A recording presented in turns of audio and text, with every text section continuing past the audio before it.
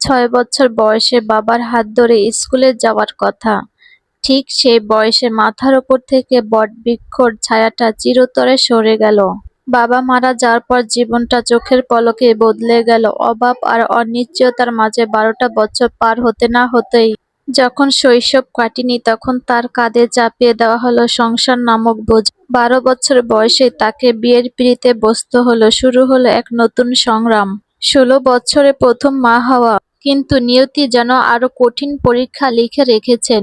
18 বছর বয়সে যখন নিজের মা হওয়ার কথা, ঠিক সেই বয়সেই হারালো নিজের মাকে।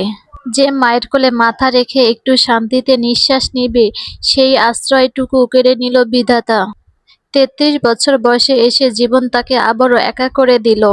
স্বামী মারা যাওয়ার পর পিছনে তাকানোর আর কোনো সুযোগ ছিল না। মাথার উপর ছাদ নেই, সমাজ হয়তো অনেক কথা বলেছে, কিন্তু পেটের ক্ষুধা তো আর কথা শোনে না। ছোট্ট ছেলেকে বড় করার তাগিদে সে নিজেই নেমে পড়ল কাজে।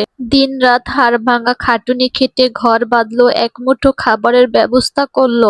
আজ সে ভীষণ অসুস্থ, শরীরটা আর আগের মতো চলে না, বারবার ভেঙে পড়তে চায়, কিন্তু মনের জোরটা আজও কমেনি। অসুস্থ শরীর নিয়েও সে লড়াই করে যাচ্ছে, শুধু সন্তানের মুখের দিকে তাকিয়ে। এই গল্পের কোনো কাল্পনিক নায়িকা নেই, আছে এক রক্ত মাংসের মানবী, যার জীবন জুড়ে কেবল হারানোর বেদনা, তবু সে হার মানেনি।